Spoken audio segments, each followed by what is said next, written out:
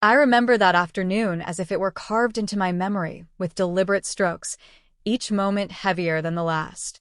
My name is Rachel. I'm 36 years old, and life had recently put me in a place where uncertainty was my daily companion. My marriage had ended 2 years before. My daughter was grown enough to not need me every second, and I was finally trying to step into the next chapter of my life. That's when I met Daniel. Daniel was someone I had known casually through community events.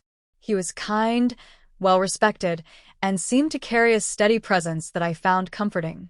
When he invited me over to his house to catch up and maybe talk about the charity project we were both volunteering for, I didn't think much of it. I told myself it was just coffee, just a friendly conversation. The sun was beginning to dip when I pulled into his driveway. His house stood neatly behind trimmed hedges, warm light spilling from the windows.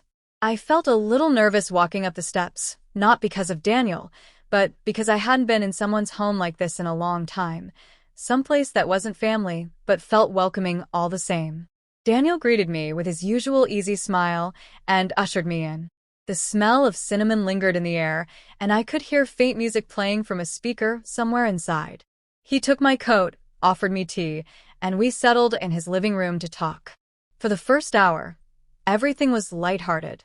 We laughed about little things, reminisced about community events, and then slowly drifted into deeper conversations. Daniel had a way of listening that made you feel heard. It wasn't just polite nods, it was real.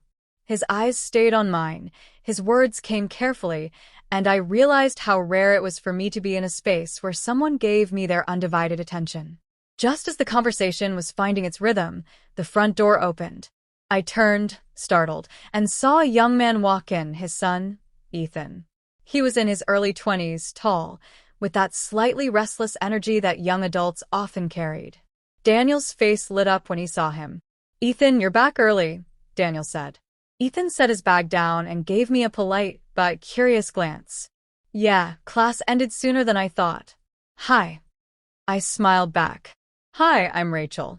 Daniel quickly introduced us, explaining how we knew each other. Ethan gave a small nod but didn't leave the room. Instead, he lingered, asked about what we were working on, and before I knew it, the conversation had shifted. I could sense the dynamic changing.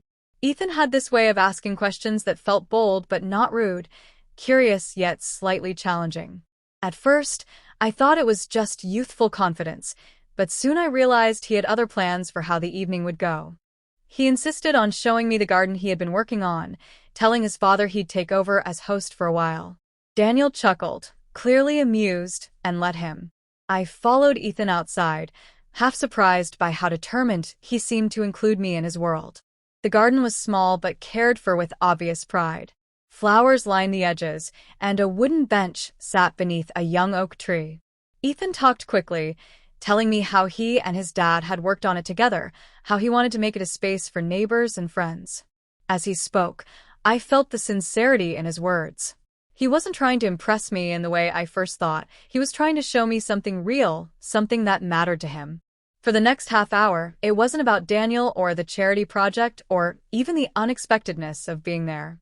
It was about Ethan's vision, his energy, and his determination to build something meaningful. By the time we went back inside, I noticed how Daniel was watching us, quietly, with a smile that told me he wasn't jealous or annoyed, but proud.